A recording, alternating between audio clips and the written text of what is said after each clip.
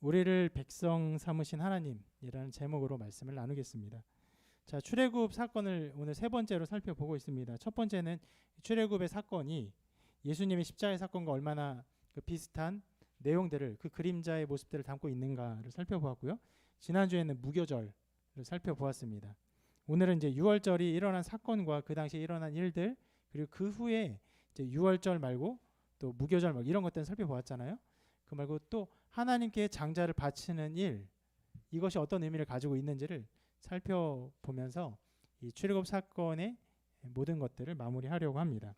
자, 오늘 그 본문 읽은 부분이 바로 장자의 심판이 비로소 일어난 그 부분을 말하고 있습니다. 이렇게 기록하고 있어요. 밤중에 여호와께서 애굽 땅에서 모든 처음 난 것 곧 왕이 앉은 바로의 장자로부터 오기 갇힌 사람의 장자까지와 가축의 처음 난 것을 다 치심에 그 밤에 바로와 그 모든 신하와 모든 애굽 사람이 일어나고 애굽에 큰 부르짖음이 있었으니 이는 그 나라에 죽임을 당하지 아니한 집이 하나도 없었음이더라. 그 장자의 심판에 대해서 그 이 일이 일어나기 전까지 여러 가지 것들을 많이 말씀하시는데 심판 자체는 굉장히 간략하게 기록을 하고 있습니다. 근데 여기 보면은 맨 앞에 밤중에라고 조금 단순하게 표현을 해놓았는데 이게 그 원어 성경을 이렇게 직역하는데 우리가 이해하기에 좀 간단하게 의역을 한 편이에요.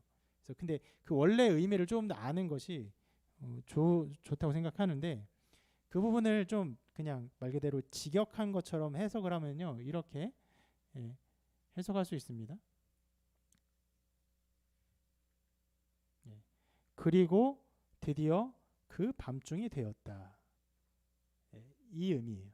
그냥 밤중이라기보다는 그리고 드디어 그 밤이 되었다. 느낌이 어떻습니까? 마침내 하나님의 심판의 때가 이르름을 드러내고 있어요. 자, 이것을 우리가 먼저 생각해 보길 바랍니다. 하나님의 심판이 임한 때, 그때, 그날, 그 시기. 세상 사람들은요, 그 시간 관념에 있어서 그 하나님이 가르쳐주는 이 시간 관념과는 전혀 다른 시간 관념을 가지고 삽니다. 어떤 시간 관념이면 그냥 살아요. 그냥 태어났으니까 오늘을 만족하면서 그냥 매일을 살아갑니다.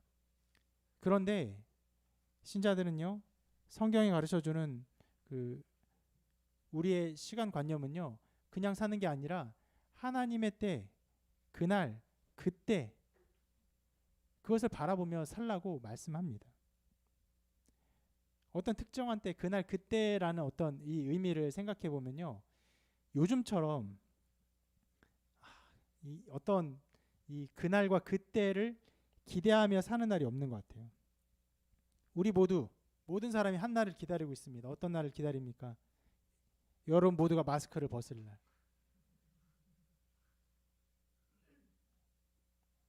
모든 것이 종식되고 모든 관계들이 회복되고 모든 세계적인 교류가 완전히 회복되고 아무도 마스크를 쓰지 않아도 괜찮은 그날.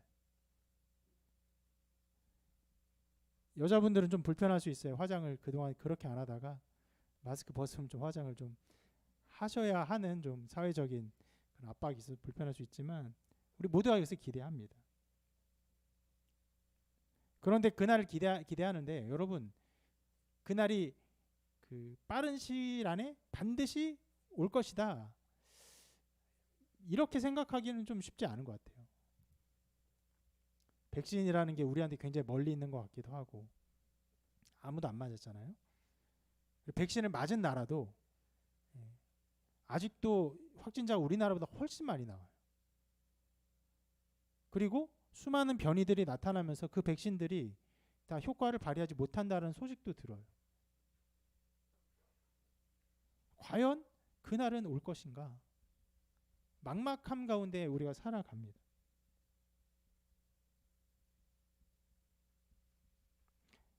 그러나 언젠가 우리에게 그날이 오면요, 우리가 그런 느낌 받을 거예요. 정말 생각지도 않은 좀 어떻게 보면 기대했지만 정말로 올 것이라고 현실감 있게 느끼지 않았던 그날이 정말 우리에게 왔구나. 이 마스크를 모든 사람이 쓰면서 이렇게 갇혀 지내는 이 시기가 아주 과거의 옛날이 되어버리는 어떤 그날이 갑작스럽게 올 것입니다. 여러분, 우리가 느끼는 바와 다르게 우리 한계와 달리 우리 인생의 어떤 커다란 변곡점들은요, 어느 순간 우리에게 찾아옵니다. 그런 일들이 벌어져요. 코로나가 처음 시작될 때도 마찬가지예요. 작년 이맘때보다 조금 앞이었을 거예요. 중국에서 우한 폐렴이라는 게 돌고 사람들이 막 많이 걸리고 픽픽 쓰러지는 일이 벌어졌다. 여러분, 그 소식을 들을 때 우리나라가 갑작스럽게 이렇게 코로나 환자가 폭증하면서 우리나라뿐 아니라 전 세계가 이렇게 폭증하면서 전 세계가 스탑될 것을 누가 생각했습니까? 아무도 생각 못했어요. 아무도 생각 못했지만 인간의 그런 생각의 한계를 뛰어넘은 인생의 커다란 변곡점을 주는 그날은요, 우리 인생에 나타나요. 갑작스럽게 나타나면요, 우리 인간은 연약해요. 어찌할 바를 모르고 그 변화된 세상, 변화된 상황에서 간신히 적응하며 살아갑니다. 여러분, 그렇게 우리 인간에게 우리가 생각하는 시간관념의 흐름과는 다른 어떤 특별한 일들, 어떤 특별한 사건들은요, 우리 인생에 일어납니다. 역사적인 한날은 우리에게 찾아와요. 오늘 말씀에 말하는 저 그리고 드디어 그 밤중이 되었다는 그날도 그런 날이에요. 어떻게 보면요, 여러분, 이 장자가 심판당하는 그 일에 대한 경고는요, 엄청나게 좋아졌습니다. 9번이나 넘게 심판을 하면서 재앙을 내리면서 애굽 사람들이 두려워했어요. 신하들도 두려워했어요. 우리가 하나님 여호와 하나님으로 인해서 우리가 망하겠구나 해서 알았어요. 알았음에도 불구하고 그들은 이 날을 준비하지 못했어요.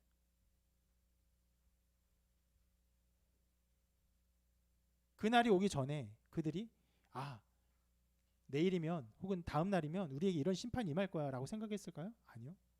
똑같이 살았을 것입니다. 똑같이. 우리가 이 코로나가 우리에게 오지 않을 것처럼 살았던 것처럼.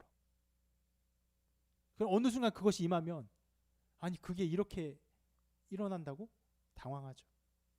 똑같은 것이에요.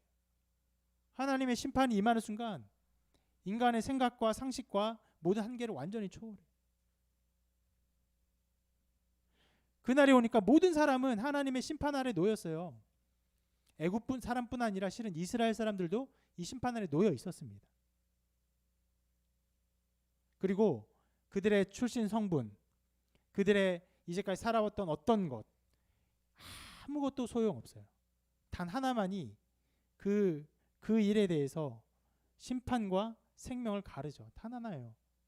양의 피를 문설주에 발랐느냐, 그거밖에 없어요.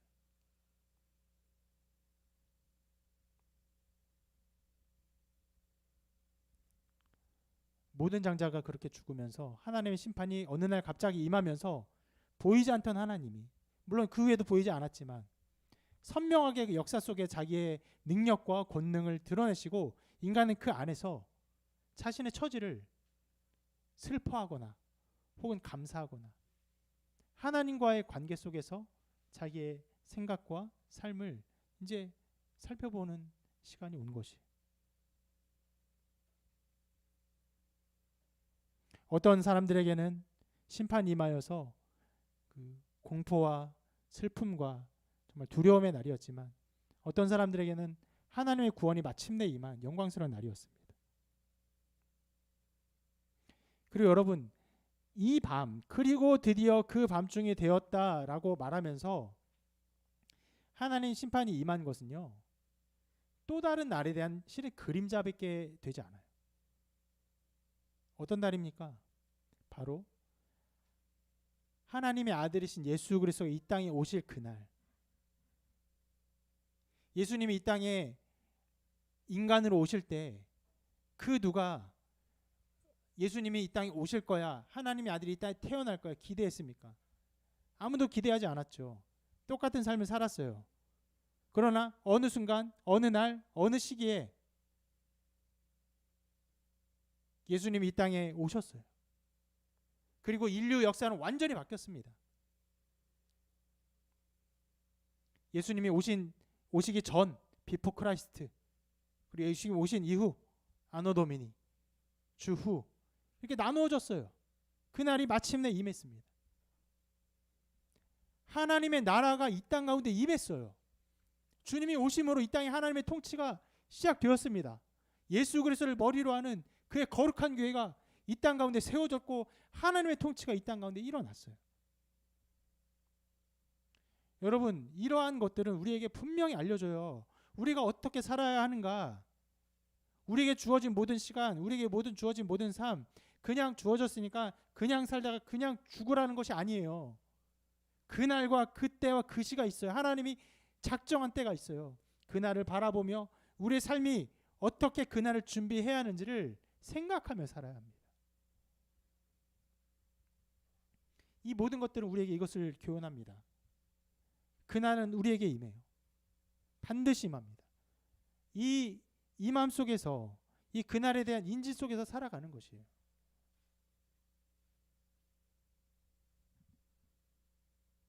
수많은 사람들이 바쁘게 살아갑니다. 정신없이 살아가요. 근데 우리가요, 개미 같은 존재가 아니에요. 그 앞일에 무엇이 일어날지도 알지 못하고 그냥 주어진 먹이를 그냥 끊임없이, 그냥 쉼없이 옮기는 그런 인생을 사는 존재가 아니라는 거예요. 우리는 날마다 먹고 만족하는 가축이 아니에요. 하나님께서 역사 속에서 임하신, 하나님께서 역사 속에서 베푸신 그 일들을 통해서 보이지 않는 하나님이 이 땅을 통치하고 계심을 믿고 바라보며 하나님의 통치가 또 이 땅에 어떻게 나타날지를 기대하며 살아가는 것이 우리의 삶인 것입니다.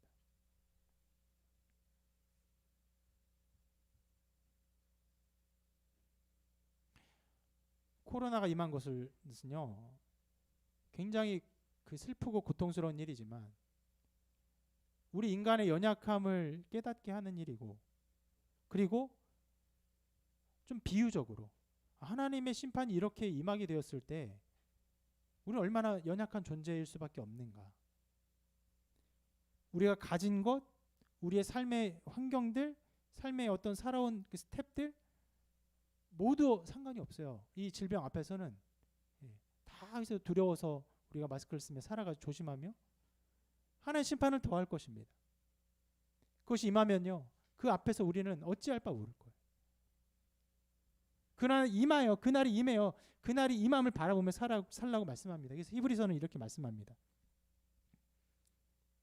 서로 돌아보아 사랑과 선행을 격려하며 모이기를 패한 어떤 사람들의 습관과 같이 하지 말고 오직 권하여 그날이 가까움을 볼수록 더욱 그리하자. 말씀 외웠던 거죠? 기억나요?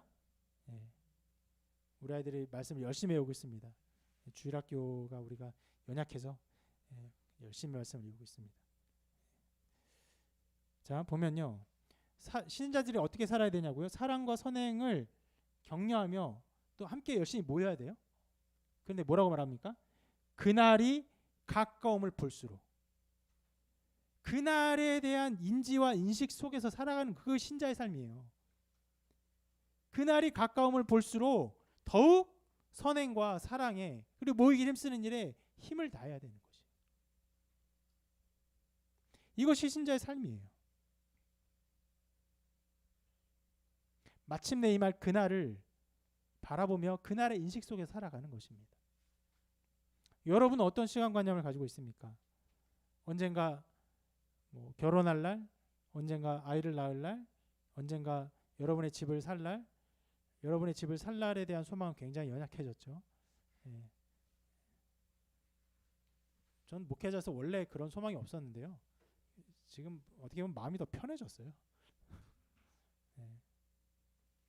여러 가지 시간적 관념 가운데 살아가지만 우리가 살아가는 시간적 관념은 거기에만 매여서는 안 됩니다. 그 모든 것들은 실은요, 죽음 앞에서 아무것도 아니에요. 우리는 최소한 두 가지를 생각해야 돼요. 하나님의 심판이 임할 그날을 준비해야 되고, 그 전에 혹은 그 후일 수도 있겠지만 우리가 죽을 그날을 준비하며 살아가야 되는 것이에요. 죽음은 끝이 아니기 때문에 그래요.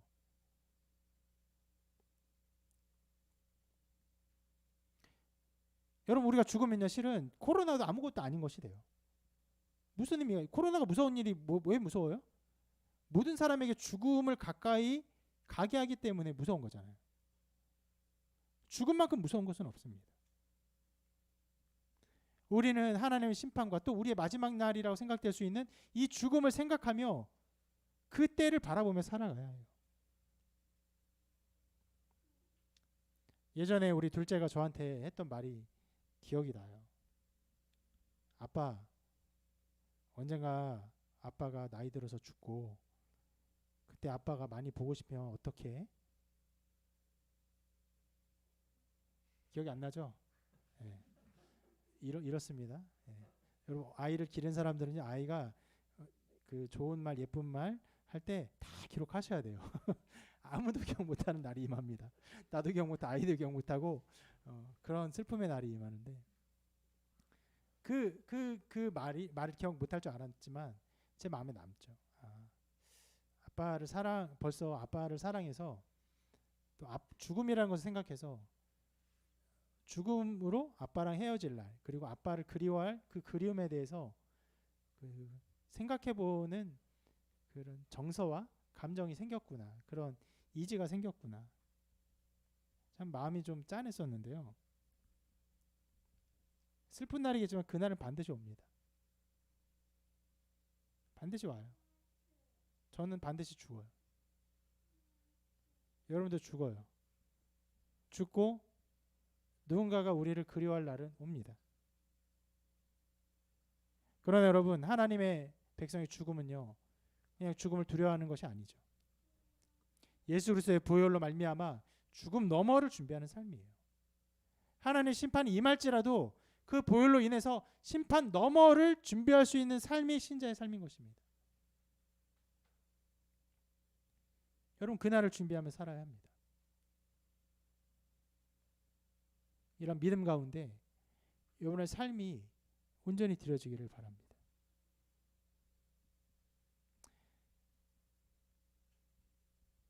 그리고 마침내 임한 그 마지막 심판으로 인해서 이스라엘 백성은요, 엄청나게 커다란 변화를 겪게 됩니다. 바로가 심판이 일어난 이후에 이렇게 말합니다.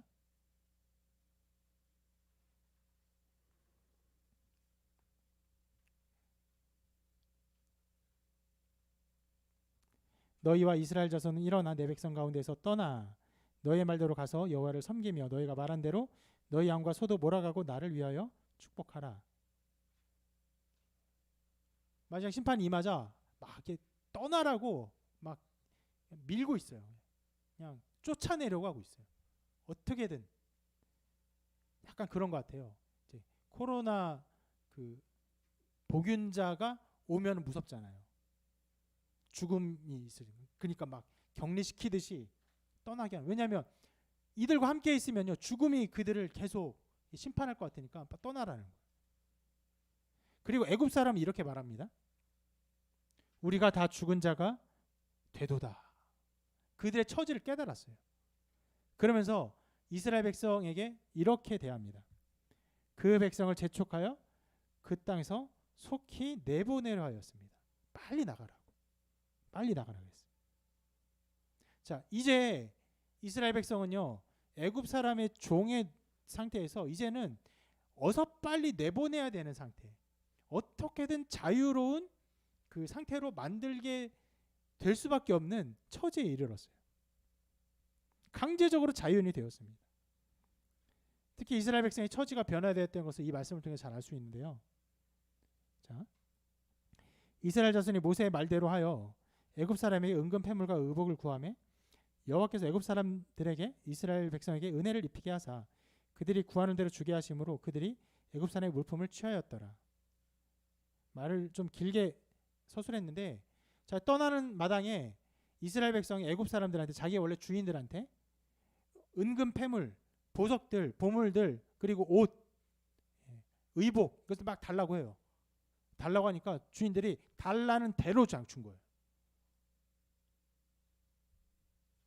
자, 이 일은요 여러 가지 의미가 있습니다. 먼저 이것을 볼 수 있어요. 이스라엘 백성이 완전히 달라진 지위를 보여줍니다. 이전엔 종이었지만 이제는 승리자예요. 여기서 은금 패물을 가지고 간 것은요, 그러니까 이들이 이후에 출애굽하면서 돈이 필요하니까 하나님께 그것을 허락하신 것이긴 하거든요. 그런데 필요하니까 일종의 노잣돈, 여행 경비처럼 준 것도 있지만 무엇보다 이것은요 그들의 그 전쟁에서의 승리의 전리품 같은 거예요. 이것은 우리에게는 잘 와닿지 않는 거예요. 그 당시에는 전쟁을 하잖아요. 전쟁에서 이겨요. 이기면요 진 나라를 가차없이 죽이죠. 가차없이 죽이고 거기에 있는 모든 것을 싹 노랗게 옵니다. 나쁜 일 같지만 그것이 전쟁의 영광이었어요. 전쟁의 승리자가 취해야 될 마땅한 어떤 그 해야 할 일 중에 하나였어요. 만약 전쟁을 했는데 두 나라 전쟁을 했어요. 네, 막 싸우면서 한 나라 이겼어요. 근데 이 나라 왕이 이긴 나라 왕이 진 나라를 좀 불쌍히 여겨서 전리품을 거두지 않게 하잖아요. 어떻게 될까요? 내분이 일어납니다. 마땅히 해야 할 우리가 지금 야근을 하면 야근 수당을 받는 것처럼 일을 하면은 그 노동법에 의해서 마땅한 페이를 받는 것처럼 전쟁을 하면 전리품 얻어야 되는 것이에요. 그게 승리자의 영광이에요. 바로 그러나 승리자의 영광이 이스라엘 백성에게 나타난 것입니다.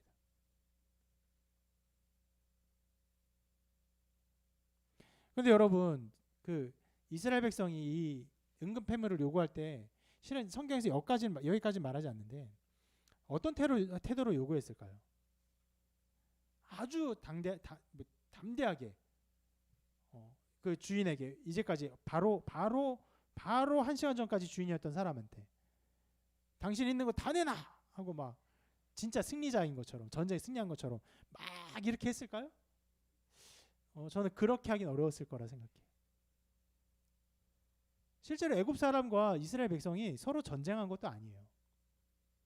그 주인과 종의 관계가 그렇게 무조건 나쁘고 악하고 원수의 관계였지는 않았을 거예요.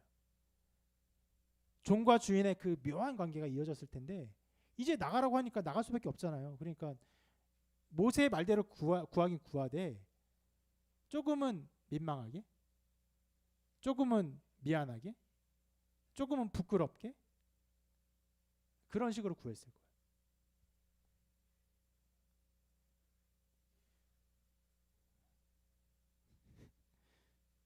무슨 소리 하십니까? 그러나 그들이 어떤 태도를 가지고 있었든지 그것과 상관없이 그들의 지위는 어떤 지위였습니까? 승리자의 지위였어요. 전리품을 취할 수 있는 지위를 보여주고 있는 것이. 이것은요, 여러분, 여기서 이 백성들이 가지고 있는 지위는 일종의 어떤 그림자와도 같아요. 유월절 모든 사건이 후일에 일어날 사건의 그림자죠. 여러분, 유월절 사건이 어떤 사건의 그림자입니까? 예수님의 십자가 사건의 그림자입니다. 그럼 유월절 사건으로 그들의 지위가 변화된 것은 어떤 것의 그림자일까요? 십자가의 사건으로 변화된 신자들의 그런 지위의 그림자예요. 우리가 어떤 위치에 서게 됐습니까? 예수님의 십자가의 사건으로 이제는요 죄를 정복한 자리에 서 있어요. 원래의 모습은 이런 모습이에요. 또 죽기를 무서워함으로 일생에 매어 종노릇하는 모든 자들이라고 히브리서 말씀한 이것이 우리의 원래 모습이에요. 죽기를 무서워해요. 근데 일생의 모든 일에 종노릇해요. 모든 정욕, 모든 욕심, 모든 악, 모든 잘못된 선에 종노릇합니다. 그것이 인간의 모습이에요. 왜요? 죽음을 무서워하기 때문에. 한 번도 평생에 참된 자유가 무엇인지를 경험하지 못하고 살아가요. 정말로 그 영적인 자유, 모든 죄에서 노임받은 완전한 자유가 무엇인지 알지 못하고 살아갑니다. 그러나 하나님의 백성은요 그 이후에 지위가 달라지죠. 죄에서 노임받습니다. 그래서 이런 태도를 갖습니다. 사망아 너의 이기는 것이 어디 있느냐? 사망아 너의 쏘는 것이 어디 있느냐? 사망에 쏘는 것은 죄요 죄의 권능은 율법이라. 우리 주 예수 그리스도로 말미암아 우리에게 이김을 주시는 하나님께 감사하노니. 사망이 율법과 죄를 힘입고 우리를 쏩니다. 죽음으로 우리를 두렵게 해요. 그러나 말하죠. 우리에게 이김을 주신 예수 그리스도의 보혈로 말미암아 모든 죄의 속박에서 벗어나고 모든 죄의 형벌에서 벗어나게 하사 하나님의 자녀, 하나님의 영광의 자녀가 되게 하심으로 그 이김을 기뻐하게 하세요. 죽음을 무서워하지 않게 해요. 이렇게 우리는 달라진 지위를 갖게 되었어요. 때로 여러분 신자가 된 이후에라도 또 죽음을 무서워하고 또 죽음을 무서워하는 태도처럼 일생의 종로를 타는 것처럼 또 이전의 모습처럼 살아갈지라도 그럴지라도 우리의 지위는요 다른 지위예요. 그 사람이 어떻게 느끼며 살아가는 것과 관계없이 다른 지위예요. 미국에서 노예 해방이 있었을 때 노예 해방에 대한 어떤 법령이 선포된 이후에 그 선포된 이후에 모든 흑인들, 모든 노예들이 당당하게 주인과 동등한 눈빛과 지위로 살아갔을까요? 그렇지 않아요. 주인이 오면 어느샌가 길을 비키고 허리를 숙이고 인사하고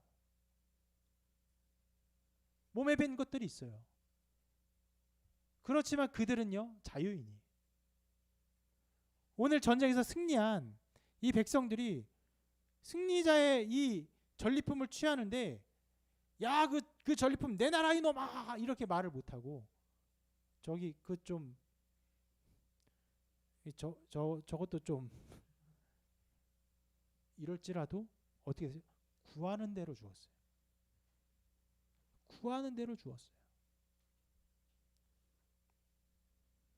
여러분 이렇게 죄에 대한 태도뿐 아니라 실은 더 나아가 우리 하나님에 대한 태도도 완전히 달라집니다. 하나님에 대한 태도를요 영광스럽게 이렇게 진술합니다. 그러므로 형제들아 우리가 예수의 피를 힘입어 성소에 들어갈 담력을 얻었나니 그 길은 우리를 위하여 휘장 가운데로 열어놓으신 새롭고 산 길이요 휘장은 곧 저의 육체니라. 또 하나님의 집 다스리는 큰 제사장이 계심에 우리가 마음의 뿌림을 받아 양심의 악을 깨닫고 몸을 맑은 물로 씻었으니 참 마음과 온전한 믿음으로 하나님께 나아가자. 우리가 처한 이 영광은요 당시 출애굽한 이스라엘 백성의 영광과는 비교할 수도 없습니다. 이스라엘 백성은 애굽 사람에게 놓였지만 죄에 놓인 것처럼 애굽 사람이 놓였지만 하나님께 나아가기에는 두려워했어요. 하나님께 담대히 나아갈 수 없었어요. 여전히 두려움과 어떤 경외, 일종의 공포의 대상이었어요. 그러나 우리는 달라졌어요. 왜요? 써 있는 것처럼 휘장 가운데로 그 지성소를 맡고 있는 휘장, 그 휘장 가운데로 새로운 산길이 열렸어요. 무엇입니까? 휘장은 곧 저의 육체, 예수 그리스도의 육체가 찢어짐과 동시에 휘장이 실제로 찢어졌어요. 그래서 그 지성소에 누구나 담대히 예수 그리스도를 믿는 모든 자는 담대히 나갈 수 있게 되었어요. 그것이 우리의 처지입니다. 그러므로 여러분 이렇게 말하죠. 우리가 마음의 뿌림을 받아 양심의 악을 깨닫고 몸을 맑은 물로 씻었으니 씻었어요. 그 보혈로 이미 씻겨졌어요. 그러므로 참 마음과 온전한 믿음으로 누구에게 하나님께 나아가자. 이것이 우리의 처지입니다. 실상 아까 죄와도 똑같은 일들이 벌어지는데 그 노예와도 똑같은 일이 벌어지는데 하나님께 담대히 나갈 수 있는 지위에 있지만 여전히 부끄러운 모습이 많아요. 그래서 잘못한 모습이 많아요. 그래서 하나님께 어떻게 기도합니까? 담대하게 하나님 이거 주십시오 이렇게 기도합니까? 아니요. 하나님께 주실까? 나 같은 사람의 기도를 들어주실까? 이 기도에 응답해 주실까? 머뭇머뭇거리며 구하게 돼 있죠. 흡사 전리품을 구했던 이스라엘 백성들처럼 이걸 내가 구해도 될까? 이거 내가 받을 자격이 있을까?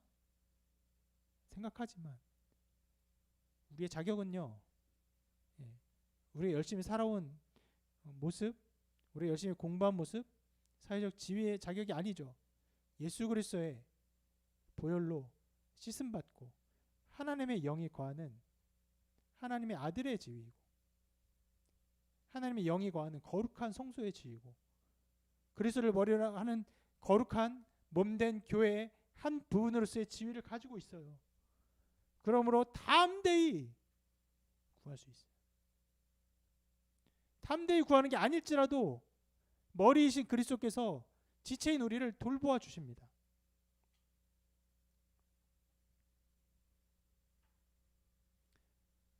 우리 막내가 주중에 손가락이 베었어요. 종이에 손가락 비어서 어떻게 했어요? 뭐 붙였어요? 밴드 붙였죠.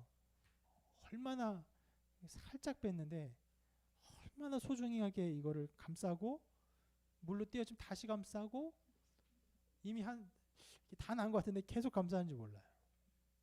왜 그렇게 해요? 자기 몸이니까. 그리스도의 몸된 우리 지체인 우리를요, 그리스도께서 그렇게 돌보아 주세요. 우리가 아파하고 힘들어하면요, 주님이 아시고 돌보아 주세요. 우리가 머뭇거릴지라도 우리의 머뭇거림과 우리의 그런 쫑알거림 속에 그 모든 뜻과 마음을 알고 계세요. 부모가 자녀의 눈빛과 손짓과 말과 그 작은 것들을 다 캐치하고 그 자녀보다도 더 많은 것을 알고 자녀를 돌보아주고 그들을 케어해 주는 것처럼 우리는 그렇게 다른 지위가 돼요. 어떤 지위요? 하나님의 자녀가 된 것이.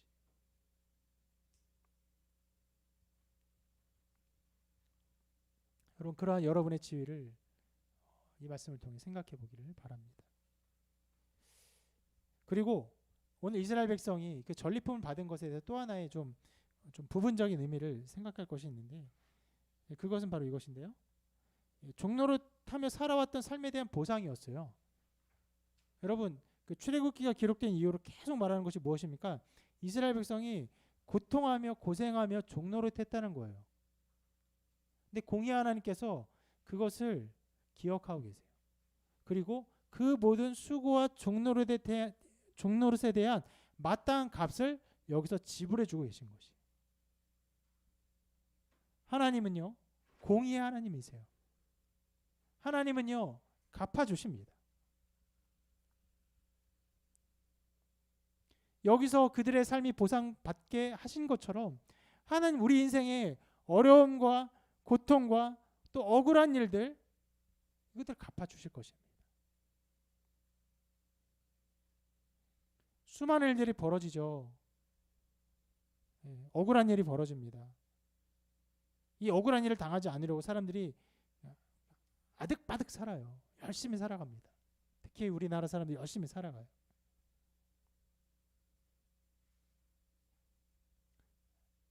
그것은 여러분 어떻게 보면 이 갚아주시는 존재에 대한 믿음이 없기 때문에 유일하게 의지할 것이 무엇입니까? 나의 판단력, 나의 열심, 나의 노력밖에 없기 때문에 그것만 붙들고 살아가는 어떻게 보면 슬픔이에요. 여러분, 성경은요, 하나님께서 우리의 것을 갚아주신다고 말씀하십니다. 그러면 여러분, 억울하고 힘들고 괴로운 일을 당했을지라도 그것을 인해서 좌절하고 낭망하고 그 어두움 가운데 함몰되어서는 안 됩니다. 하나님께서 마침내 갚아주실 것이 하나님의 때에. 그리고 오늘 읽은 본문의 그 마지막 부분을 살펴보도록 하겠습니다.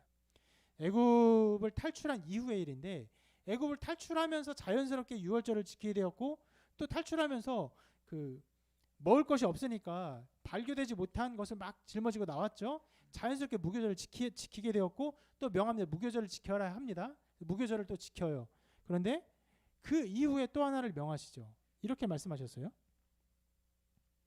여호와께서 너와 내 조상에게 맹세하신 대로 너를 가나안 사람의 땅에 인도하시고 그 땅을 내게 주시거든 너는 태에서 처음 난 모든 것과 내게는 가축의 태에서 처음 난 것을 다 구별하여 여호와께 돌리라.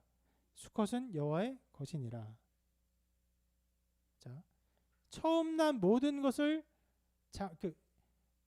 가축과 사람의 모든 처음 난 것들을 다 여호와께 구별하라는 것이에요.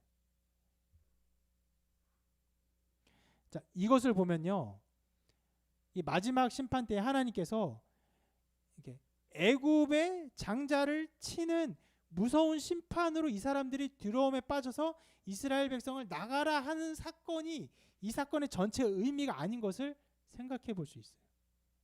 자, 이게 이 마지막 사건이 뭘 드러내는 거냐면은 애굽이나 이스라엘이나 모두 장자를 통해 하나님의 통치를 드러내고 계신 것이에요. 장자의 생명을 하나님이 취하고 계세요. 애굽은 어떻게 취함받았습니까? 죄로 인한 죽음으로. 그래서 그들 모두가 하나님을 두려워하는 존재가 되었죠. 그리고 이스라엘 백성은 어떻게 취한 것이에요? 장자에 대해 어떤 일이 없었잖아요. 이 장자를 구별하여 바치게 함으로 하나님의 백성이 되게 하시는 거예요. 여기에서 지금 감춰져 있지만 나타난 것이 이것인데 대표성의 원리예요. 하나님은 언제나 이 대표성의 원리 가운데 하나님의 사역을 하십니다. 대표적으로 아담이 있죠. 여러분, 아담과 하와 중에서 누가 먼저 죄를 지었습니까? 하와가 먼저 지었어요. 그런데 하나님은요, 아담을 책망하세요. 아담이 죄를 지은 것으로 인해서 온 인류가 원죄 가운데 빠지게 되었다 말씀하세요. 왜요? 그 하나님의 원리예요. 하나님이 아담을 처음에 만드시고 아담을 인류의 대표로 세우셨어요. 똑같은 일이 예수 그리스도에게 벌어지죠. 예수 그리스도 한 분이 죽으셨을 뿐인데 예수 그리스도의 그 모든 믿는 자의 후손들이 그리스도가 이루신 그 의와 공로를 다 상속받게 되는 것이. 이것이 대표성의 원리죠. 여기서도 그것들을 드러내는 것이에요. 하나님이 이 대표성, 이 장자들을 취함으로 그 모든 백성들 가운데 애굽이나 이스라엘 상관하지 않고 모든 백성들 가운데 하나님이 어떤 분인지를 드러내는 것이고, 그리고 궁극적으로 이것이죠. 이스라엘 백성이 하나님의 소유가 된 백성임을 드러내는 것이. 자, 애굽 사건의 출애굽 사건의 그 목적은요, 두려움으로 이 이스라엘 백성을 나오게 하는 것이 아니라 이 백성, 모든 백성에게 하나님의 통치를 드러내게 하사 이 백성을 하나님의 백성 삼으시는 것. 이것이 이 모든 일의 목적인 것입니다. 그러니까 이스라엘 백성이 하나님이 우리를 애굽에서 쫓아내시고 또 탈출케 하셨어. 우리 하나님 힘이 세시구나. 감사하구나. 우리 하나님 참 하나님이시구나. 하나님을 믿고 즐거워하며 또 하나님 찬양하겠지만 그것만 원하신 게 아니에요. 너희들 첫째를 내게 구별하여 드려라. 너희 모두는 나의 백성이다. 너희는 내 것이다. 이것이 목적인 것이에요.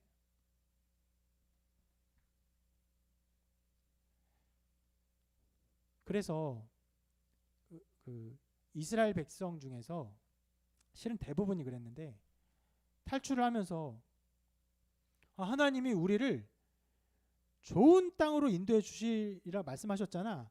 이제 우리에게 좋은 날이 있을 것이야 라고 생각했던 사람들은요, 그의 광야의 삶 속에서 시험 들었어요. 하나님 우리를 여기서 죽이려고 인도한 겁니까? 불평과 불만을 엄청나게 쏟아냈어요. 그래서 어떻게 됐습니까? 거의 모든 백성이 길에서 다 죽게 했어요. 너희는 내 백성이 아니다. 심판받아 다 죽었어요. 하나님의 구원의 목적은요, 그들에게 안락한 삶을 주는 것이 아니라, 애굽보다 더 나은 삶을 주는 것이 아니라 하나요, 하나님의 거룩한 땅에서 하나님의 거룩한 백성으로 삼으시는 것. 그들의 정체성이 하나님의 백성임을 깨닫고 그 하나님의 백성임을 기뻐하며 사는 것이 하나님의 목적인 것입니다. 하나님이 우리를 구원하신 목적도 똑같습니다. 모든 죄에서 속박받은 것에서 벗어나 그 자유를 주셨지만 하나님의 자녀가 되어서 뭐 아까 말한 것처럼 전리품을 주는 것처럼 우리가 일한 것에 적당한 값을 또 받고 억울한 일 당하지 않고 좋은 것들을 얻고 살아가는 것이 목적이 아니라 하나예요. 하나님의 백성임을 아는 것. 내가 하나님께 속한 사람임을 아는 것.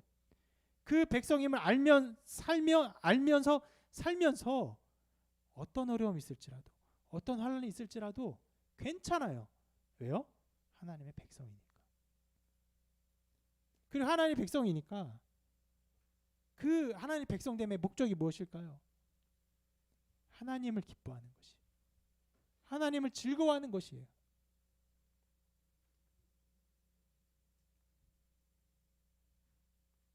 이 목적, 하나님의 이 구원 사역을 바라보면서 하나님이 우리를 백성 삼으시려고 이 모든 일을 하셨구나. 하나님은 우리를 기뻐하시는구나. 우리가 하나님을 기뻐하는 것을 하나님이 기뻐하시는구나. 이것을 바라보면서 더 나아가 하나님은 이 세상 만물을 창조하신 이유가 바로 여기에 있구나. 이 우주를 창조하신 이유가 바로 여기에 있구나. 우리가 하나님을 알고 기뻐하는 것, 하나님의 기쁨을 누리는 것, 하나님이 이 구원 사역 안에서 그의 백성 삼으시는 일 안에서 무한히 하나님이 기뻐하시고 즐거워하시는구나를 알고 우리도 즐거워하는 것이 이 온 우주의 창조의 완전한 목적이구나 라는 것이 이 모든 일의 목적인 것입니다. 그래서 여러분, 그때나 지금이나 똑같아요. 하나님을 기뻐하며 하나님을 즐거워하는 이 믿음 가운데 서 있지 아니하면요, 교회를 나와도 열심히 신앙생활해도 열심히 예배를 드려도 그 목적이 자기에게 있고 자기의 행복에 있고 자기의 만족에 있으면요, 다 떨어져 나가요. 모든 이스라엘 백성이 출애굽했지만 다 멸망한 것처럼 다 떨어져 나갑니다. 얼마 전에 지난 제 삶을 돌아보면서 제가 섬겼던 수많은 교회, 그리고 마주쳤던 수많은 사람들을 생각하면서 정말 많은 사람들이 이 교회에 발을 들였고 얼굴을 비치고 예배를 드렸지만 그냥 그 많은 사람들이 다 낙엽처럼 다 떨어져 나갔어요. 그런 사람이 너무너무 많아요. 실제로 교회 안에서 하나님이 기쁨이 되며 하나님을 기뻐하며 즐거워하며 살아간 사람은요, 정말 극소수밖에 안 남은 것을 생각해 보게 됩니다. 안타까운 마음이 있었는데 왜 그렇습니까? 예배하면서 그 목적을 하나님의 백성됨, 하나님의 백성됨의 기쁨을 누리는 것에 있지 않았기 때문에 그렇습니다. 여러분, 이 모든 일의 목적은요, 하나님이 우리를 백성 삼으신 것입니다. 하나님이 우리를 이 땅에 보내신 것도 하나님이 우리를 사랑하사 그의 백성으로 삼으신 것을 기뻐하시기 위해서, 그 기쁨을 누리게 하기 위해서 이 땅에 보내신 것이에요. 이 우주 만물의 모든 것이 창조된 이유도 거기에 있습니다. 하나님의 창조와 하나님의 구원 사역의 아름다움과 영광을 드러내며 그것을 기뻐하며 그 하나님을 찬양하며 기뻐하는 것입니다. 여러분, 이러한 믿음 안에서 여러분을 백성 삼으신 하나님을 바라보는 믿음 안에서 하나님을 더욱더 기뻐하시는 여러분 되시기를 주님의 이름으로 축원합니다.